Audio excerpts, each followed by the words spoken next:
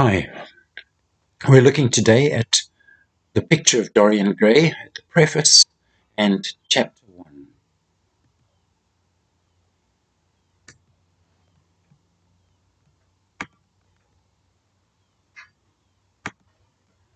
Why should we read it? The picture of Dorian Gray is, yes, it's a gripping novel. It's a man selling his soul to the devil, really, in exchange for eternal youth and beauty. Why? Because he wants to enjoy a life of enjoyment and pleasure. So his painting gets older and uglier to show his soul's destruction. We could call this a gothic novel, a type of novel that deals with horror, death, and sometimes romance. There's elements of fable too. It's like an adult fable. I hope you're going to enjoy it.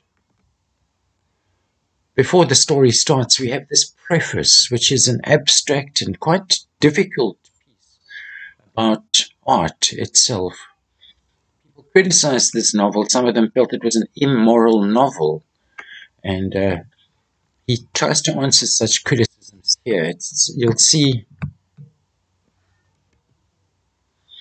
I've made certain things red, and really just for those of you who don't want to read or find it difficult to read through everything.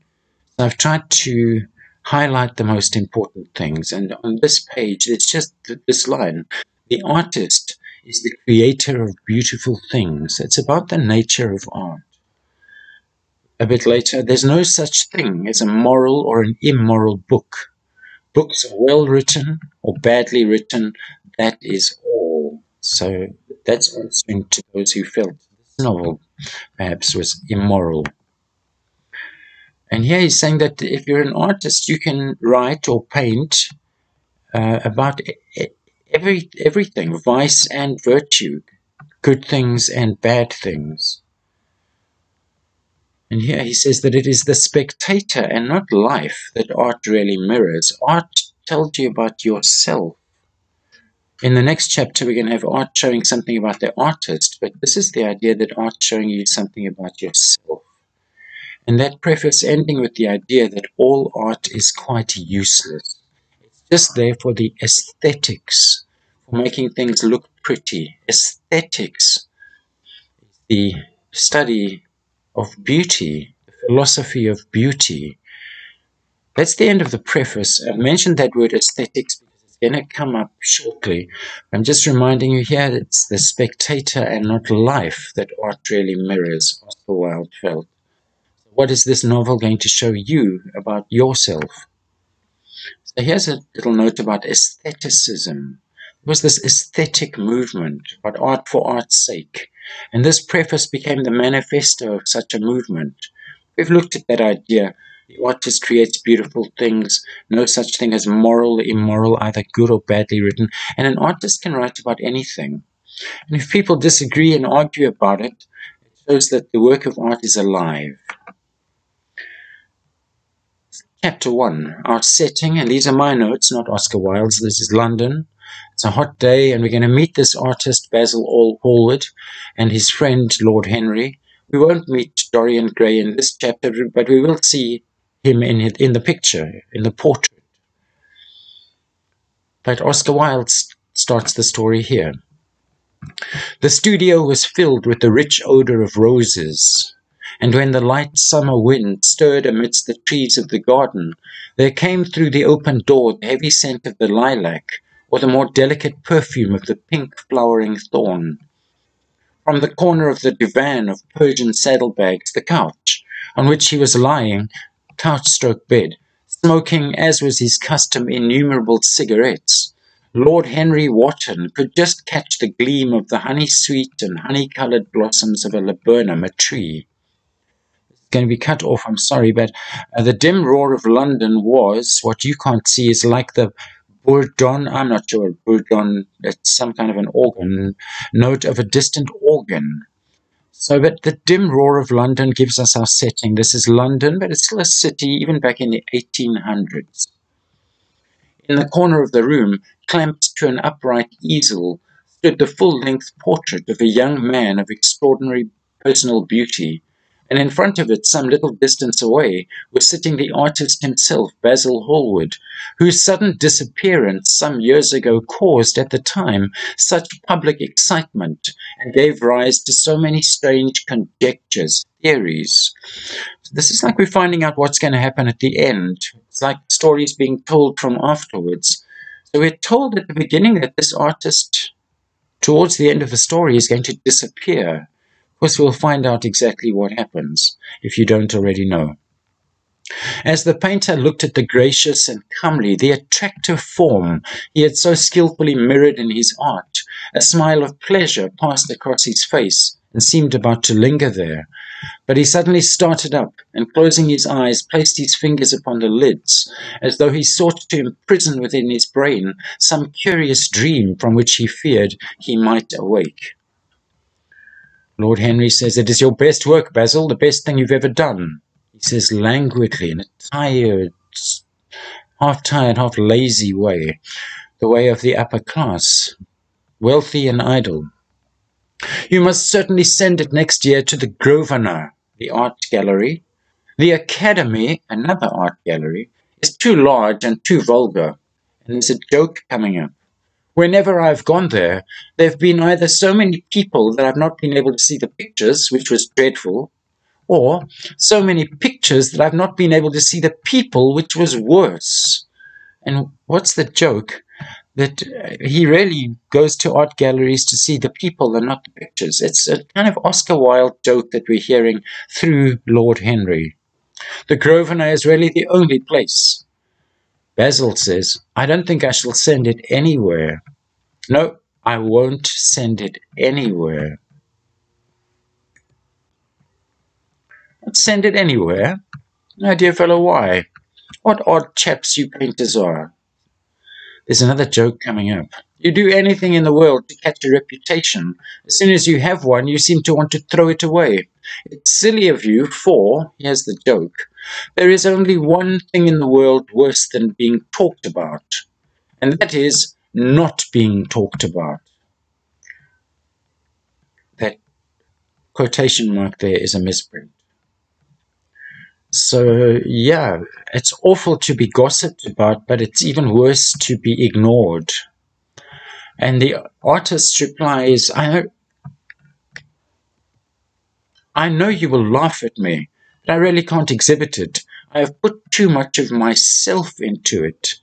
And Lord Henry is going to think he means he's made the subject of the painting look like himself, and he's going to say, "No, but that's not true. You don't look like that." But that's not what he meant. Long speech of Lord Henry's here. "Too much of yourself in it. Upon my word, Basil, I didn't know you were so vain, and I really can't see any resemblance between you with your rugged, strong face and your coal-black hair, and this young Adonis, or good-looking man, who looks as if he was made out of ivory and rose leaves. Why, my dear Basil, he is a Narcissus, another word from Greek mythology meaning a good-looking man. And you, well, of course, you have an intellectual expression and all that. But I'll skip a couple lines here. He's mocking of the church even. To here, he says, "Your mysterious young friend, whose name you've never told me, but whose picture really fascinates me, never thinks. I feel quite sure of that.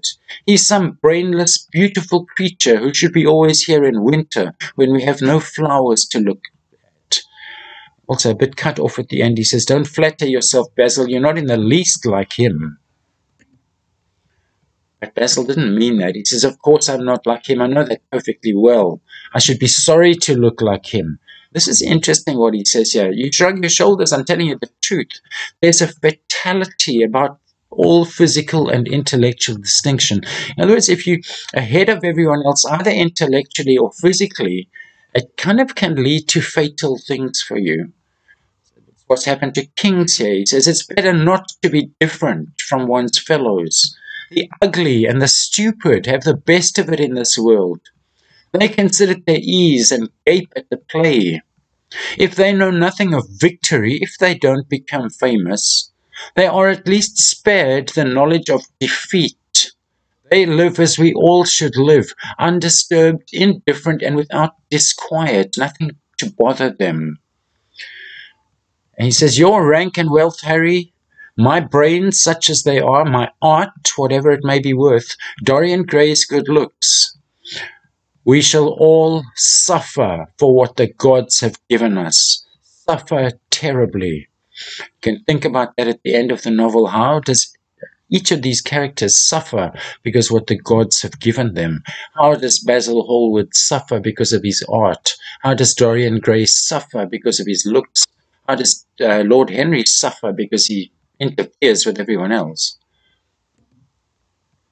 And that's where he tells the name Dorian Gray. He didn't want to. Dorian Gray, is that his name? Yes, I didn't intend to tell it to you, but why not?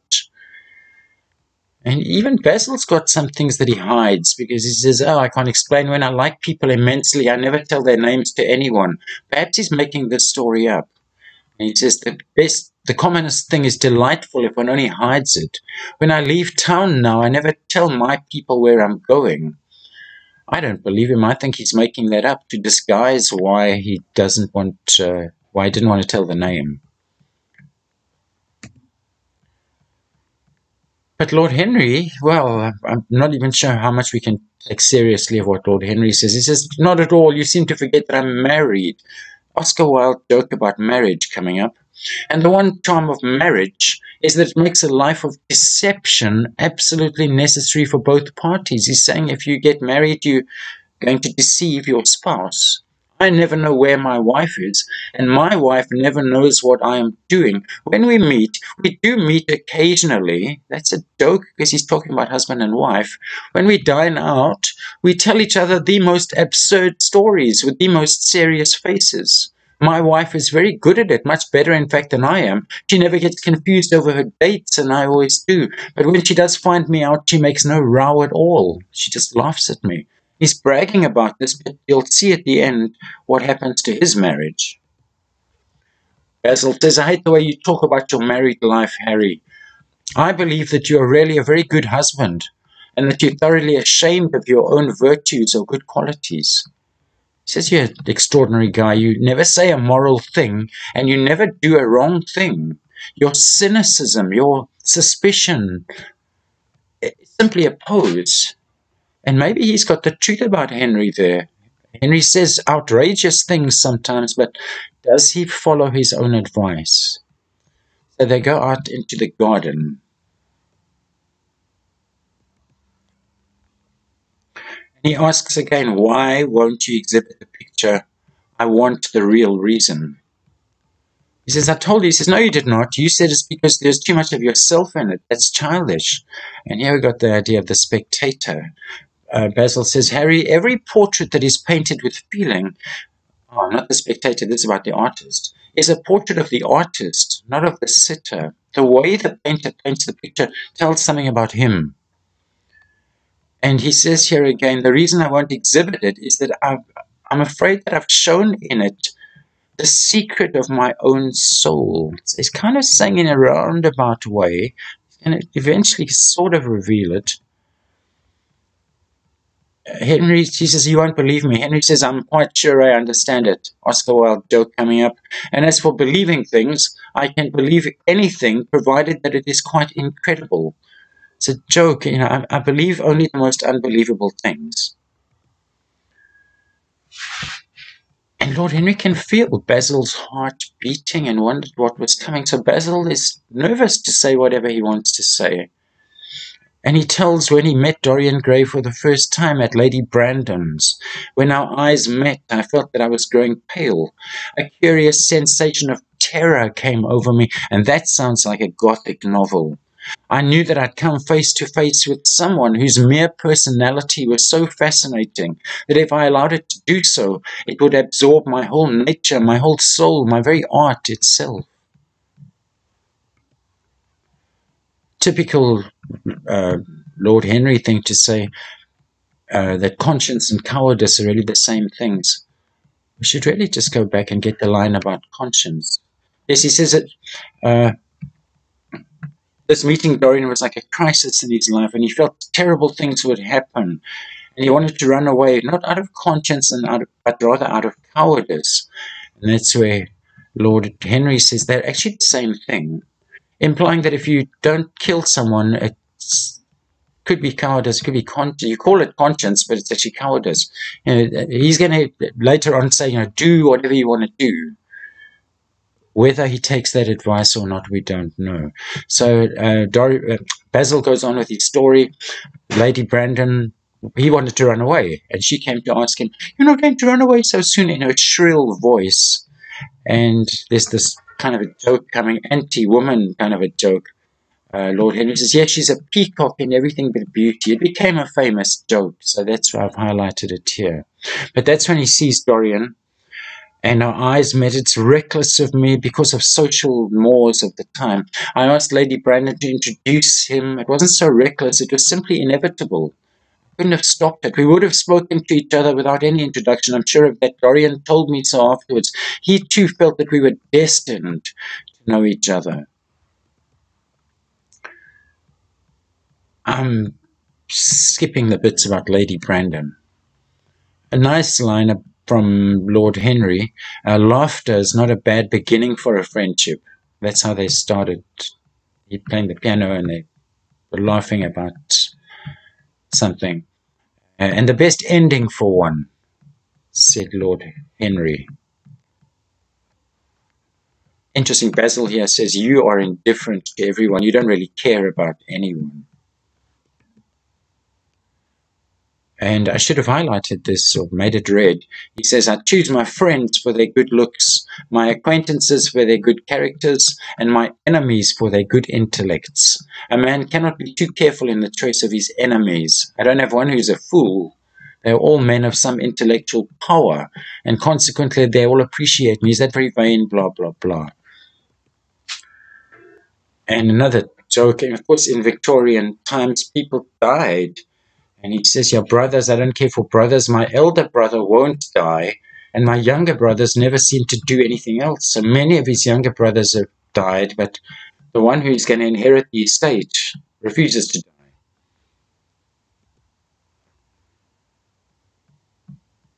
Doesn't like his relatives because we don't like seeing other people having the same faults as ourselves. How often do you see Dorian Gray? Every day. I wouldn't be happy otherwise. He's absolutely necessary to me. He's all my art to me now. I know that the work I've done since I met Dorian Gray is good work, is the best work of my life. Here we find out Dorian Gray's age, really over 20.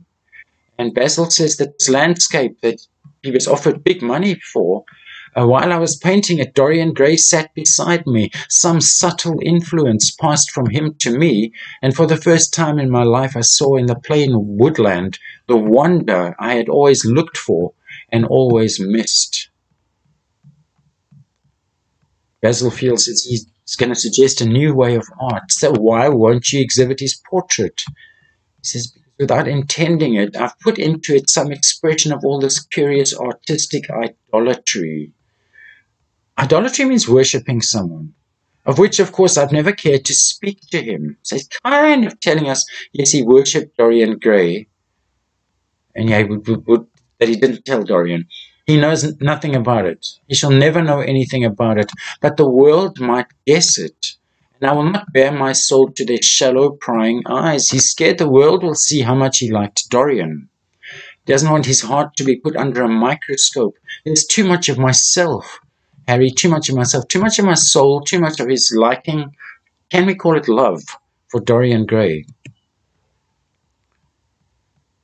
Basil says we shouldn't put anything of your own life into them. And that's why he doesn't want to exhibit the painting. Harry asks, does Dorian Gray like you? Is he fond of you? He likes me. It's not as he irritates me. And then I feel like I've given my whole soul. When he gives me pain. Then I feel like I've given away my whole soul to someone who treats it as if I were a flower to put in his coat, a decoration. So I don't think Dorian likes Basil the way Basil likes Dorian. Henry says, oh, don't worry, you'll get tired of him. He says, someday you'll look at your friend and he'll seem to you to be a little out of drawing. You won't like his tone of color. Why? Because beauty fades. Genius lasts longer than beauty. The next time he calls, you'll be perfectly cold. The worst of having a romance of any kind is that it leaves one so unromantic. Another joke like that. These are paradoxes, Oscar Wilde paradoxes. A romance leaves you feeling unromantic. You change too often. And Lord Henry says he likes playing with other people's likes playing with other people's emotions.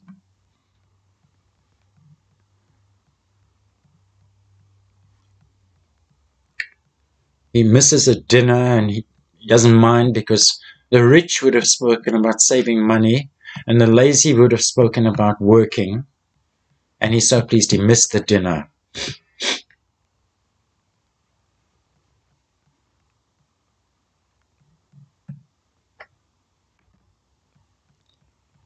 And Henry realizes that he remembers the name of Dorian Gray from his aunt, who had mentioned the name, but she never told him he was good looking. He says, women have no appreciation of good looks, at least good women have not. He pictured really an unattractive person. I wish I'd known it was your friend. Basil says, I'm very glad you didn't. Why? I don't want you to meet him. You don't want me to meet him? No. And then that's the moment that the butler, we find out if it's the same as the valet is Victor. The butler announces Dorian Gray's in the studio. So he didn't want them to meet. He didn't even want him to know the name. But now he can't escape it because Dorian Gray has arrived. You must introduce me now. The painter tells the butler to tell Dorian to wait a few seconds. And he warns Lord Henry, Dorian Gray is my dearest friend. He has a simple and a beautiful nature. Your aunt was quite right in what she said of him. Don't spoil him. Don't try to influence him. Of course, that's exactly what Lord Henry's going to do. Your influence would be bad. The world is wide and has many marvelous people in it. Don't take away from me the one person who gives to my art whatever charm it possesses. My life as an artist depends on him. Mind, Harry, I trust you. He spoke very slowly. He really means this. And the words seemed wrung out of him like water out of clothing. Almost against his will. He doesn't want to say it, but he has to say it. What nonsense you talk, said Lord Henry, smiling. And taking Hallward by the arm, he almost led him into the house. And I mean, that tells us Lord Henry's taking control of the situation. He's not going to take this advice. He's going to influence poor Dorian Gray. And that's chapter 1. In summary, yes, Lord Henry, we also call him Harry. Harry is short for Henry. Basil was finishing the portrait. This is how you should quote. Best ever. No, I don't want to exhibit it. I put too much myself. Where we met, don't want to exhibit the painting. It tells too much about the artist. It tells about the soul. Dorian arrives. He warns him, your influence would be bad. So in this chapter, we've met old Basil. We've met old Henry. We're about to meet Dorian. We have our setting of Victorian London. And things are starting to move. I hope you're inspired to carry on and come back for chapter 2.